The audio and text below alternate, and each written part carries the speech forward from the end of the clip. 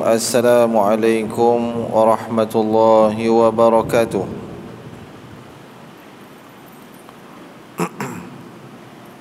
Innal hamdalillah wa nastaghfiruh wa nashkuruh wa na'udzu billahi min shururi anfusina wa min sayyiati a'malina may yahdihillahu fala mudhillalah wa may yudlil fala hadiyalah. Subhanaka la ilma lana illa ma 'allamtana innaka antal alimul hakim. Wala haula wala quwwata illa billahil aliyyil azim. Allahumma salli ala sayyidina Muhammad wa ala ali Muhammad kama sallaita ala Ibrahim wa ala ali Ibrahim wa barik ala Muhammad wa ala ali Muhammad fil alamin innaka Hamidul Majid. Hamdan katsiran tayyiban mubarakan fih, amma ba'd. Baiklah, alhamdulillah, pertama-tamanya marilah sama-sama kita panjatkan rasa syukur kehadrat Allah Azza wa Jalla di atas kurniaan limpahan nikmat yang telah Allah Azza wa Jalla kurniakan kepada kita. Mudah-mudahan Allah Subhanahu wa taala memberkati pertemuan dan usaha yang kita lakukan ini untuk dapat kita memahami agama Allah dan kita dapat terapkan di dalam kehidupan kita. Selawat dan salam kita panjatkan ke hadrat Nabi Muhammad sallallahu alaihi wasallam. Allahumma salli ala Muhammad wa ala alihi wa sahbihi ajma'in. Para sahabatnya, pengikut-pengikutnya muslimin dan muslimat yang dirahmati oleh Allah Subhanahu wa taala. Baiklah, apa khabar tuan-tuan dan puan-puan yang dirahmati oleh Allah Subhanahu wa taala? Yang mudah-mudahan berada dalam keadaan sihat wal afiah. Baiklah, pada malam ini kita menyambung kembali kuliah kita, yakni terjemahan daripada tafsir Ibnu Katsir, yang mana pada minggu-minggu yang lalu Ustaz meninggalkan tuan-tuan dan puan-puan pada ayat yang ke berapa? Terima kasih. Pada ayat yang ke-19, pada ayat yang ke-19. Pada pertemuan kita yang lalu, Ustaz tinggalkan tuan-tuan dan puan-puan pada ayat yang ke-19. Baiklah, kalau sekadar ulang kaji untuk kita, orang kata apa, panaskan kembali ayat-ayat yang lalu tu, supaya dia nak masuk pada ayat yang ke-19 ni, dia membawa kefahaman kita pada kerana ayat-ayat Al-Quran ini dia ada kesinambungan daripada ayat yang sebelum dengan ayat yang selepas. Kan nanti kan takut tak faham pula. Baik, kalau kita tengok di dalam pada ayat yang ke-16, 17 dan 18, Allah Azza wa Jalla menyebutkan, Ustaz baca dulu sepintas lalu. Ini ni ayat yang 16, 17 dan 18 ni kita dah baca dah dulu. Kita dah baca dah dulu ni. A'udzubillahi minasyaitonir rajim. Bismillahirrahmanirrahim. Ulaika alladhina ishtaraw ad-dalalata bil huda fama rabihat tijaratuhum wama kanu muhtadin. Mereka itulah orang yang membeli kesesatan dengan meninggalkan petunjuk, maka tiadalah beruntung perniagaan mereka dan tidak pula mereka beroleh petunjuk hidayah.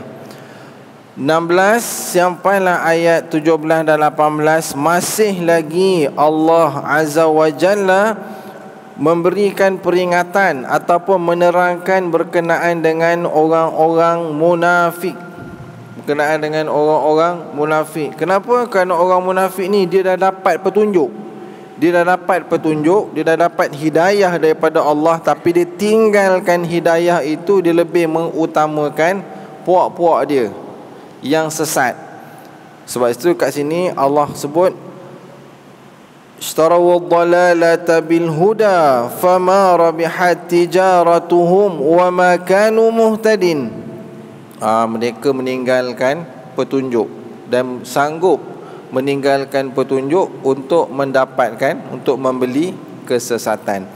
Kita tengok pula pada ayat yang ke-17 sepintas lalu, mathaluhum kamathalil ladzi istawqada nara falamma adaa'at ma hawlahu dhahaballahu binurihim wa tarakahum fi dhulumatin la yubsirun. Ayat yang ini Allah Azza wa Jalla membuat perbandingan. Perbandingan hal mereka, yakni siapa mereka tu? Orang-orang munafik. Lagi orang-orang munafik, sama seperti orang yang menyalakan api. Kita bincangkan dah pada pertemuan yang lalu, kan? Allah Ta'ala buat perumpamaan sama seperti orang yang nyala api. Bila api itu menerangi sekelilingnya, tiba-tiba Allah hilangkan cahaya yang menerangi mereka dan dibiarkannya mereka dalam gelap gelita, tidak dapat melihat sesuatu pun. Mereka seolah-olah orang yang pekak, bisu dan buta. Dengan keadaan itu mereka tidak dapat kembali kepada kebenaran.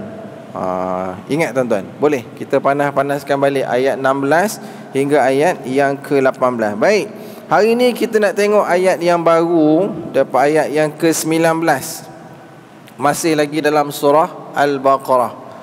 Panjang sikit lah pengajian kita ni, baru sampai surah Al-Baqarah. Tak apalah, sebagaimana yang Ustaz sebutkan dulu, Umar Al-Khattab, Sayyidina Umar Al-Khattab dengan mengambil masa 11 tahun nak memahami surah Al-Baqarah ni. 11 tahun. Itu level iman Sayyidina Umar Al-Khattab.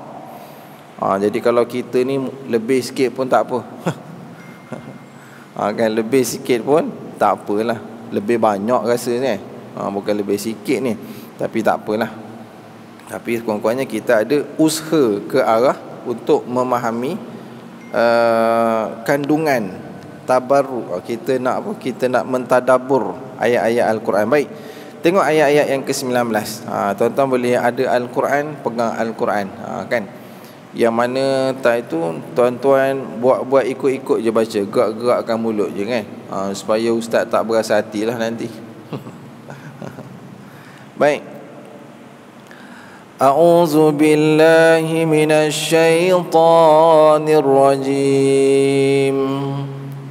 A'udzu billahi minasy syaithanir rajim.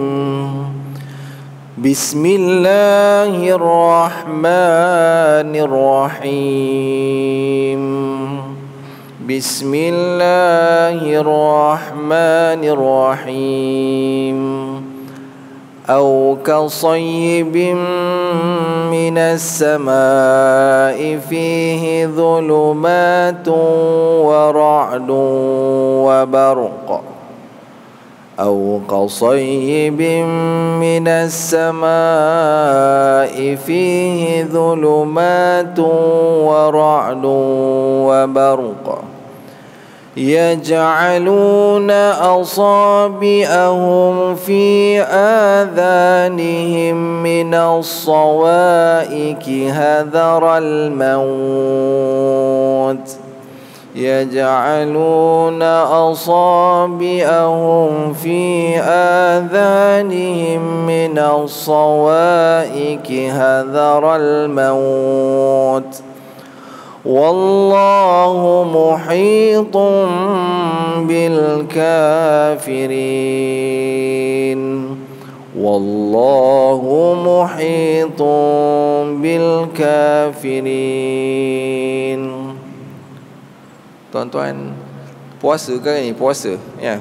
Puasa tak nampak macam dak urat mana dia macam. Okay, baik. Ayat yang ke-19. Sadaqallahul azim. Au qasayyibin minas sama. Tuan-tuan tengok bawah bar tu. Kan ada tanda dipanggil tanwin yang dia tak selari kan. Kalau dia sama lain, tapi kalau dia tak selari dalam pada Quran Rasam Osmani tu dia ada hukum lah kat situ. Au qasayyibin dengung. Au qasayyibin bacaan yang salah. Kalau tuan-tuan baca au qasayyibin minas au qasayyibin, salah. Bacaan yang betul au qasayyibin minas sama. Jangan bin minas sama'i fihi dhulumatun wa. Tengok atas tau. Zulumata tu tuwa. Zulumatun wa munculkan sikit mulut. Bacaan yang salah kalau tuan-tuan baca zulumatun wa ra'dun, salah.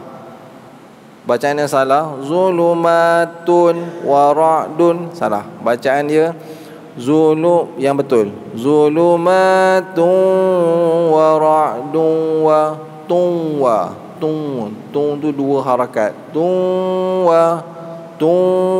Ra zulumatun wa ra'dun wa barqun yaj'aluna asabi'ahum fi bi'ahum. Tengok mim, atas mim ada tanda mati. Tutup, tak payah dengung.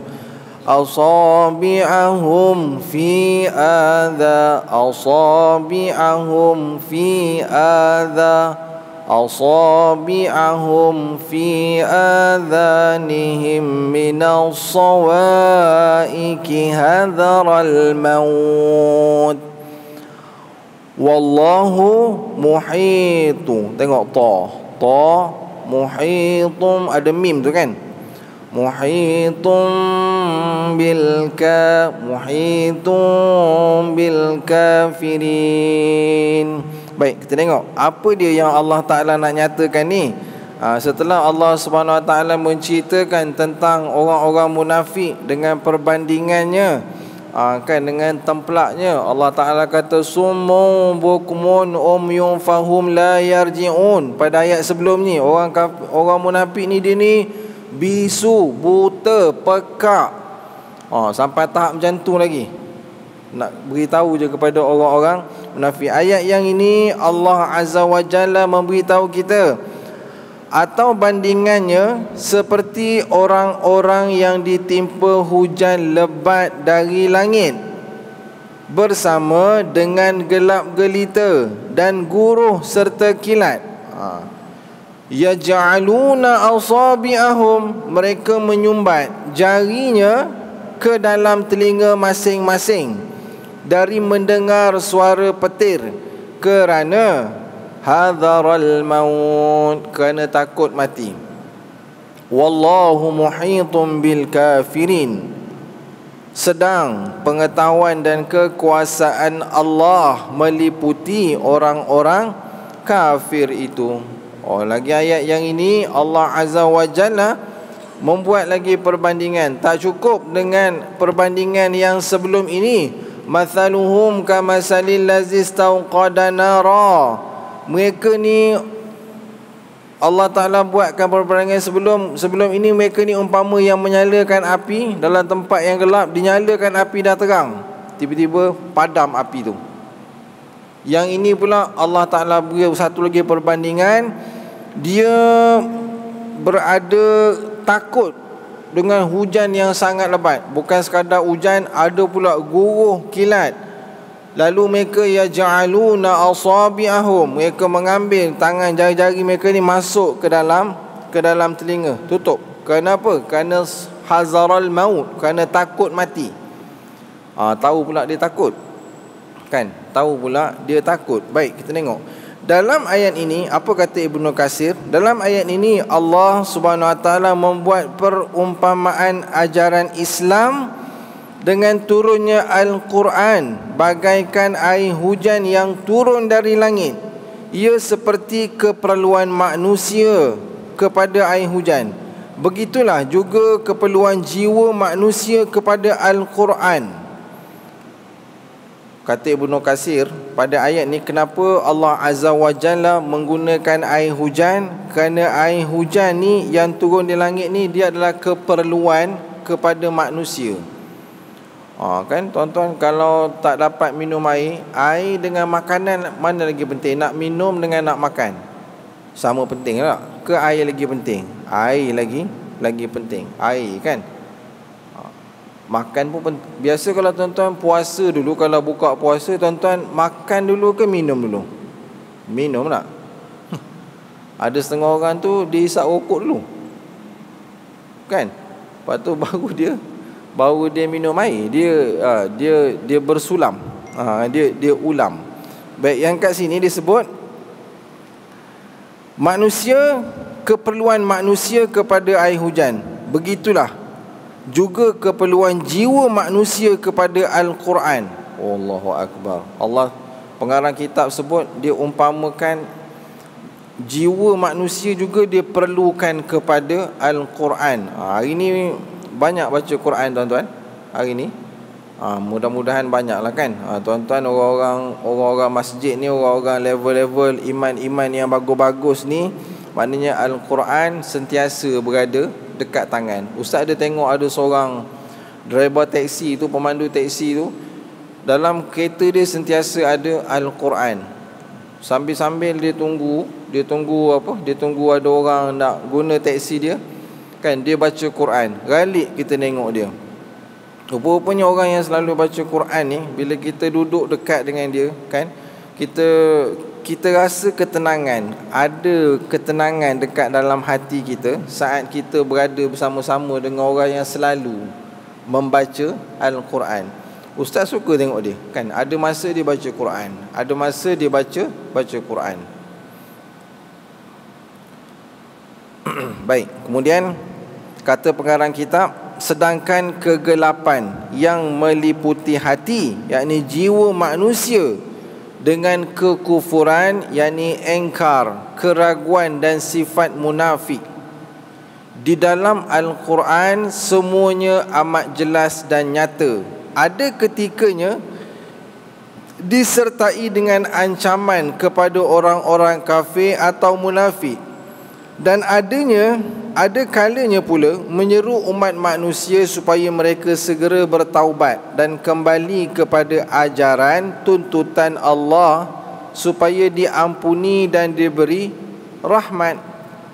Ada masa dan ketika ayat Al-Quran yang kita baca ni, Allah Ta'ala bagi perumpamaan, perbandingan, supaya manusia dapat faham.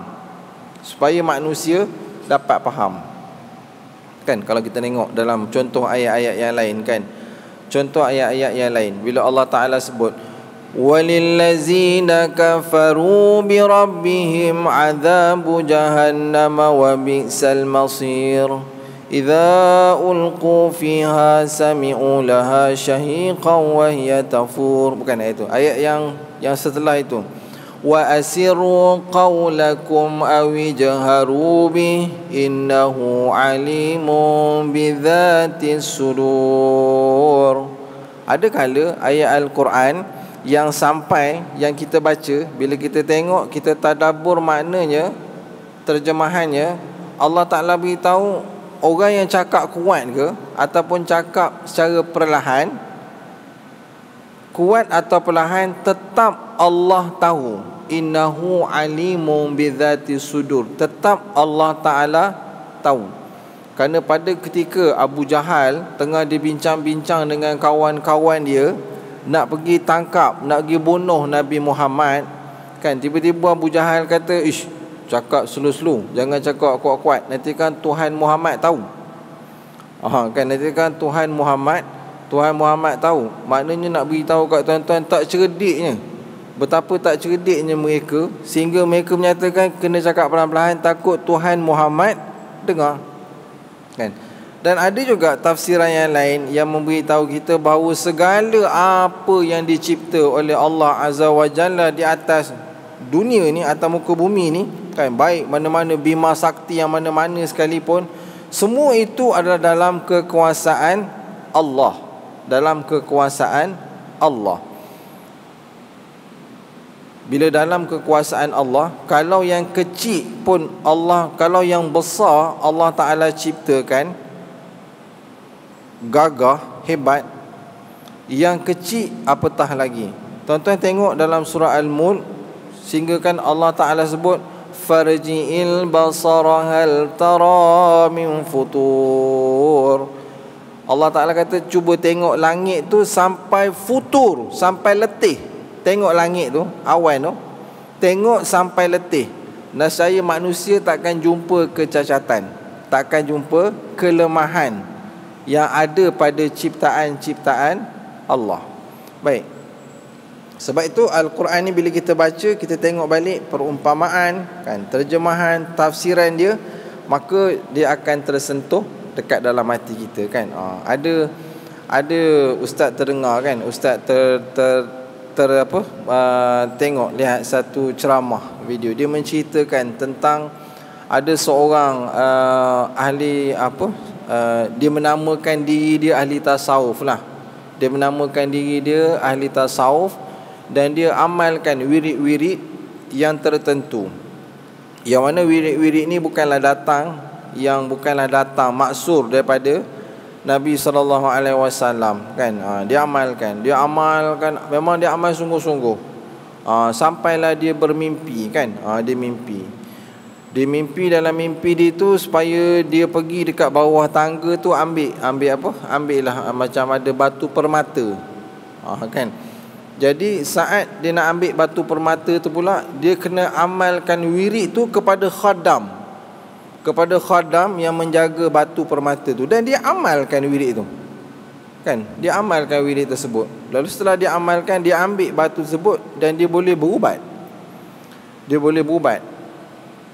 Nak cerita tuan-tuan, bila dia tersedar daripada melakukan kesilapan tu, setelah dia membaca Al-Quran, dia pelajari tafsir Al-Quran, barulah dia tahu rupanya salah wirid yang dia amalkan sebelum ini.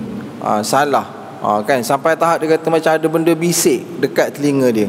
Itu bukanlah, itu jin lah tu. Kan. Itu maknanya dia dah memuja, kan. Dia dah memuja kepada khadam dan seumpama. Jadi elakkan baca Quran, tengok maknanya sungguh-sungguh, kan. Seperti mana yang ustaz beritahu sebelum-sebelum ni, kita baca Quran pada orang-orang yang macam tuan-tuan dan puan-puan ni, yang level imannya dah bagus sikit, kan. Jadi kita melihat kepada makna, kita tadabbur maksud-maksud ayat-ayat yang Allah Ta'ala turunkan, supaya kita faham, kan. Kita faham akan kehendak apa yang Allah Ta'ala maksudkan di dalam firman-Nya. Baik, kita tengok pula. Ada kalanya kebenaran Al-Quran yang dibawa kepada mereka dapat menerangi hati-hatinya.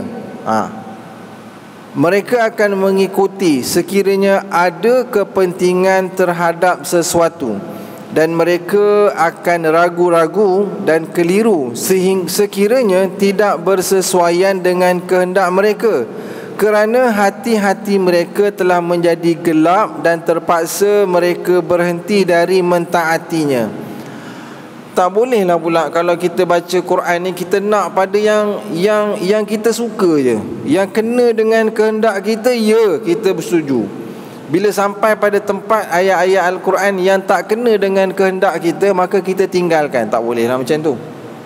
Kan, Islam dia tak boleh nak ambil sebahagian-sebahagian, dia kena terima segala kandungan Al-Quran ni. Baik, kita tengok pula ayat yang berikutnya. Boleh tuan-tuan? Ayat yang ke-20. Ayat yang ke-20. Setelah Allah Ta'ala bagi perumpamaan, ayat yang ke-19 tu berkenaan dengan air hujan, kan, ada gemuruh kilat menyebabkan mereka takut, masuk tangan dekat dalam telinga. Takut apa? Kerana takut mati. Sedangkan Allah Ta'ala mengetahui segala-galanya. Baik, kita tengok pula ayat yang ke-20. Apa dia yang Allah Ta'ala nak sebutkan kat sini? Ustaz baca, tuan-tuan ikut pelan-pelan. yakadul barqu yakhtafu absarahum yakadul barqu yakhtafu absarahum kullama adaa lahum mashaw fihi kullama adaa lahum mashaw fihi wa idza azlama alaihim qamu wa idza azlama alaihim qamu walau syaa Allahu ladhahaba bisam'ihim wa absarihim walau syaa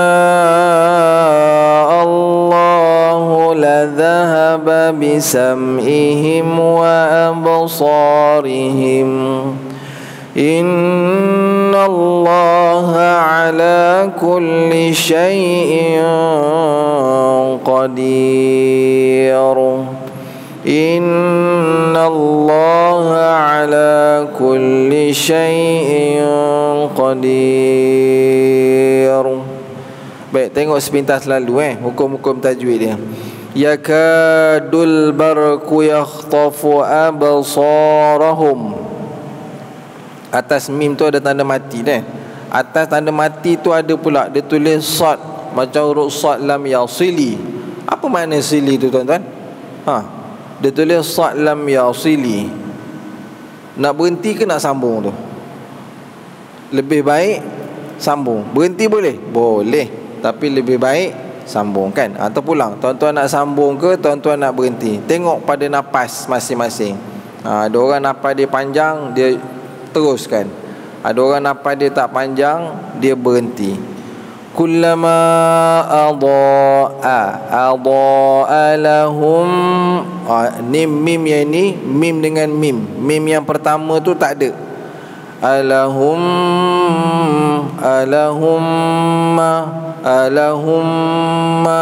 dengung. Masyaw fihi wa idza azlama alaihim qamu alaihim. Mim ada tanda mati tadi kan, macam si terbalik tu. Tutup mulut. Alaihim qamu. Bacaan yang salah kalau tuan-tuan dengung.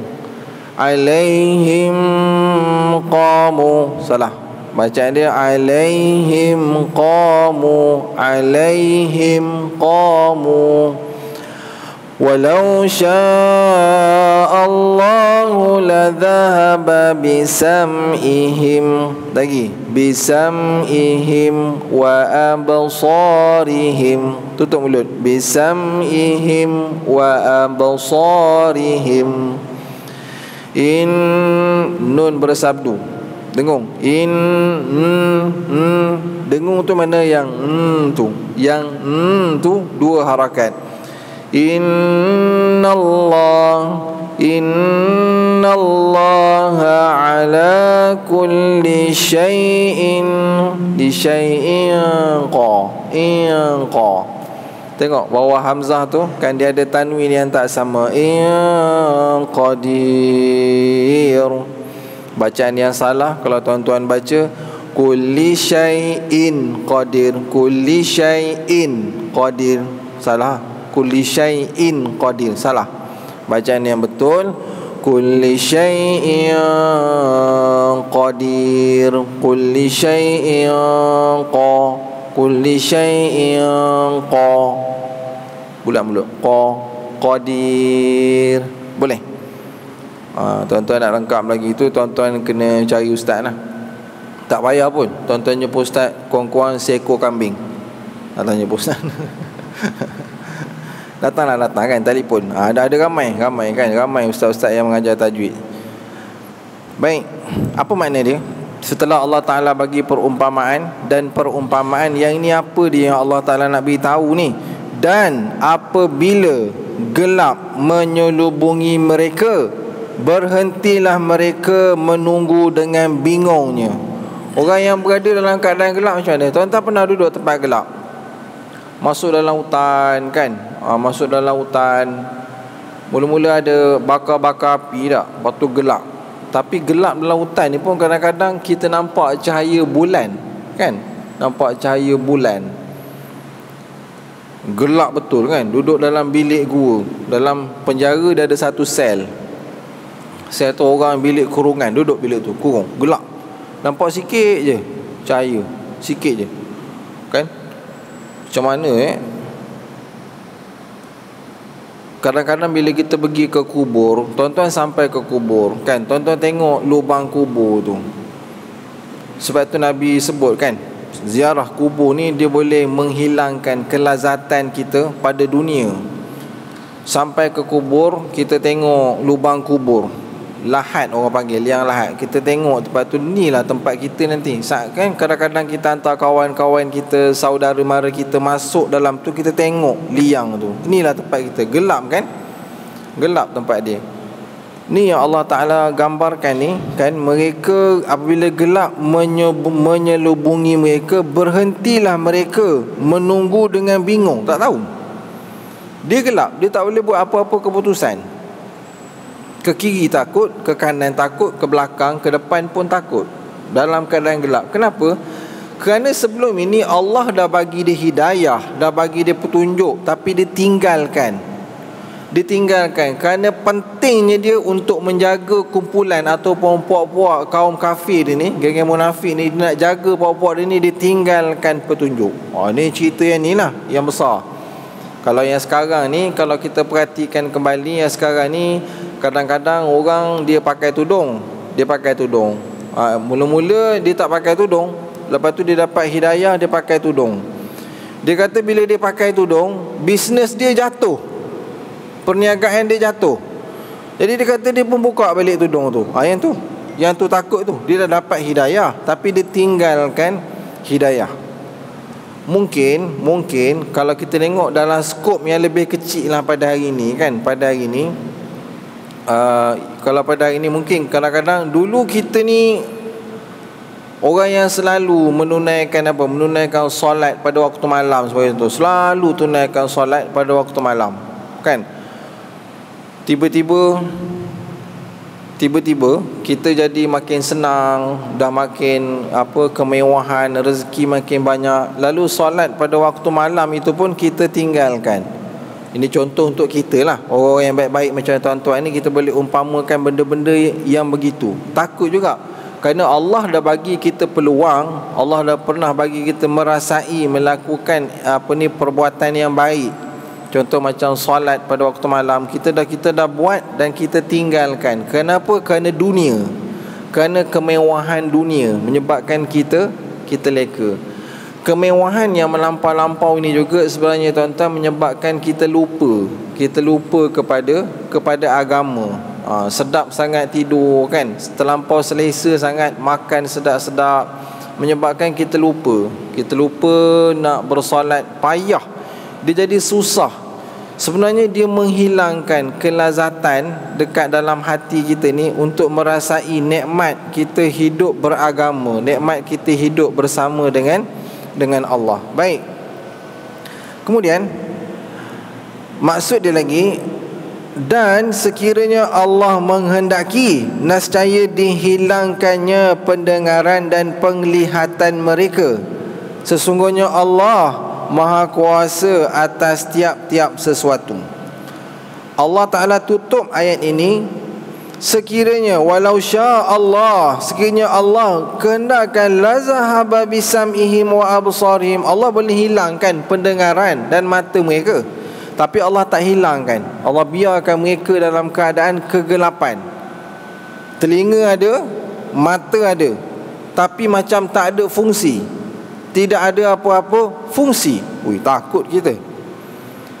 Ayat yang sebelum ini, kalau tuan-tuan masih ingat, awal-awal lagi Allah Ta'ala tegurkan, innal ladzina kafaru sawa'un alaihim a anzartahum am lam tunzirhum la yu'minun. Ni, khatamallahu ala qulubihim wa ala sam'ihim wa ala absarihim. Allah Ta'ala khatam, tutup. Khatamallahu ala qulubihim, tutup pintu hati dia. Wa ala absarim, dia ada mata tapi mata dia tak boleh nak melihat kebenaran.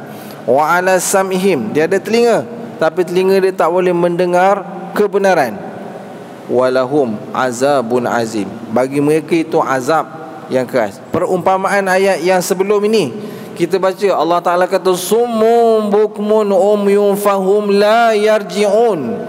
Mereka ni umpama yang orang yang buta, yang pekak, bisu, tuli.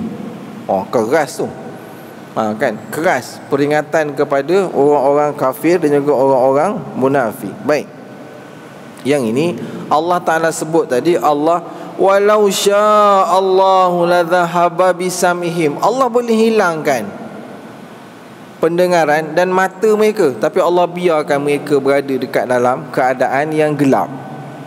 Tengok apa dia kata Ibnu Katsir, sekiranya mereka melihat kemenangan Islam, mereka akan berasa tenang dan selesa.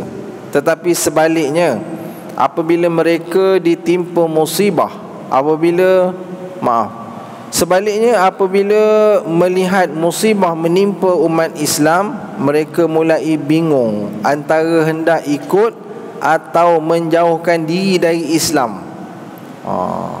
Bila menang mereka gembira.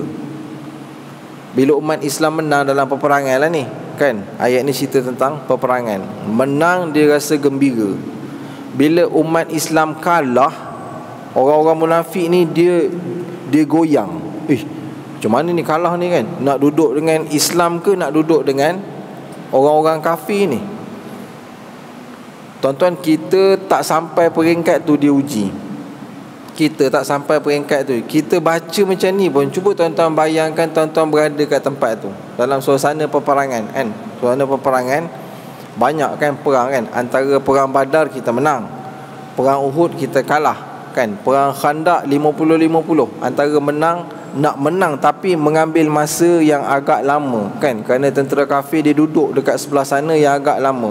Pada waktu itu, antara peperangan Khandaq itu, peperangan yang gali parit tu, ramai mana orang-orang munafik yang asalnya dia ni berjanji, kan, nak duduk di bawah pemerintahan Islam, tapi kerana tempoh yang lama mereka kembali kepada dia belah sebelah kafir sana. Orang munafik ni tadi, kan, dia tak duduk dekat sebelah orang tentera-tentera Islam. Mereka goyang. Mereka goyang.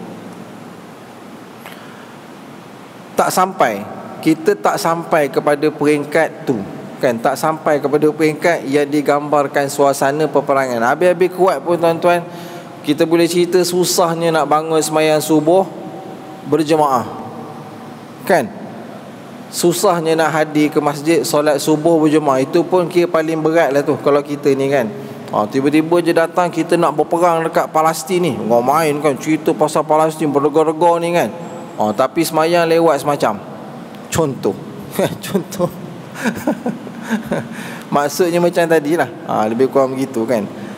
Ustaz nak bagi contoh yang lain lagi pun agak sukar, kan, payah. Cuma boleh datangkan contoh-contoh suasana peperangan pada zaman Nabi SAW. Macam mana perangai orang-orang kafir. Mungkin kalau perangai sekarang ni tuan-tuan boleh terjemahkan dalam kehidupan seharian.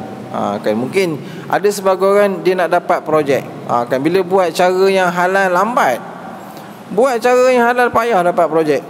Iman mula goyang. Dia tengok orang tu dapat projek ni, bayar ni, kan. Iman mula goyang, orang tu bayar dapat projek, orang ni bayar dapat, maka dia pun tiru. Sedangkan dia ni orang yang Allah dah bagi hidayah, dia tahu dah rasuah ni haram, wal murtashi, dan penerima rasuah ni pun haram, kan, berdosa besar, dilaknat oleh Allah. Dia dah tahu tapi dia masih buat. Contoh macam itulah. Ni macam tuan-tuan ni, orang-orang yang baik-baik ni, kan, yang sampai ke masjid ni, yang kawan-kawan kita yang lain tu, yang berada sekitar daripada masjid ni, yang tak ada apa-apa, tak sibuk, tak kerja, tak sakit, kan, tapi dia duduk kat rumah. Dia tahu solat berjemaah ni untuk laki-laki wajib hukum dia, hukum untuk yang lelaki ni wajib solat berjemaah, dia tahu.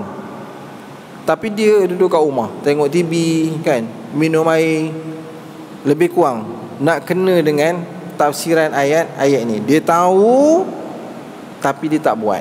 Satu, dia dah tahu perkara itu haram kan. Dia belajar, dia tahu perkara itu haram, tapi dalam masa yang sama dia goyang bila tengok orang lain dapat dengan cara yang haram dan mendatangkan laba ataupun keuntungan yang banyak, maka dia pun ikut dengan cara yang tersebut. Na'udzubillah min zalik. Baik, kita tengok sikit lagi. Tetapi orang munafik tetap menutup telinganya dengan jari-jarinya kerana takut mati. Demikianlah Allah memberi contoh sifat orang-orang munafik. Mereka meragui terhadap ajaran Allah dan mengatakan bahawa ajaran tersebut berbahaya. Mereka akan binasa dan mati sekiranya menurut tuntutan dan hidayah Allah Subhanahu Wa Taala. Kemudian kata Ibnu Katsir lagi, penerangan ajaran Al-Quran amat nyata dan jelas sehingga hampir menyilau penglihatan mereka, iaitu hampir mempengaruhi mereka, sehingga jika melihat keterangannya pasti mereka akan mengikutinya. Tetapi mereka tetap menjadi sesat dan keliru sehingga tidak tahu ke mana hendak dituju, kerana mereka tidak beriman kepada Allah dan Ar-Rasul sallallahu alaihi wasallam. Kan? Habis ayat 19 dan ayat yang ke-20.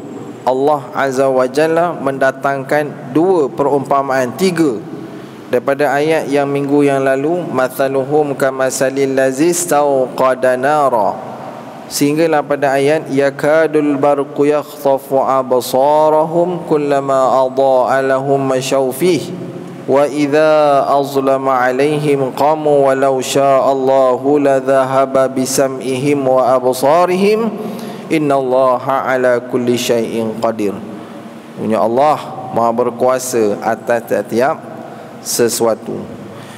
Begitulah tuan-tuan dan puan-puan yang dirahmati oleh Allah Subhanahu Wa Taala. Dua ayat yang kita bincangkan pada malam ini masih lagi berkisar tentang orang-orang munafik. Panjang kisah orang-orang munafik. Orang-orang kafir jelas tahu dia kafir. Dia sembah berhala, sembah patung. Saya kata sembahan mereka bukan Allah, bukan Tuhan yang satu. Tetapi orang munafik payah nak dikesan, kan? Dia beribadah sama macam orang Islam. Dia sembah, dia semayang, kita semayang. Jadi tak mengenali mereka ni siapa, orang-orang munafik. Jadi Allah memberikan peringatan yang keras kepada orang-orang munafik dengan panjang pada surah Al-Baqarah ini. Wallahu alam. Mudah-mudahan yang baik itu datangnya daripada Allah, yang buruk daripada kelemahan ustaz sendiri. Tersambung pada minggu-minggu yang akan datang, insya-Allah. Yang baik daripada Allah, yang buruk daripada kelemahan ustaz sendiri. Aqulu qawli hadza wa astaghfirullahal azim li wa lakum wa lisairil muslimin wal muslimat. Wassalamualaikum warahmatullahi wabarakatuh. Bismillah wal asri innal insana lafi khus illa allazina amanu wa amilus solihat wa tawasaw bil haqqi wa tawasaw bis subhanaka wa asyhadu an la ilaha illa anta nastaghfiruka wa natubu ilaik. Assalamualaikum warahmatullahi wabarakatuh.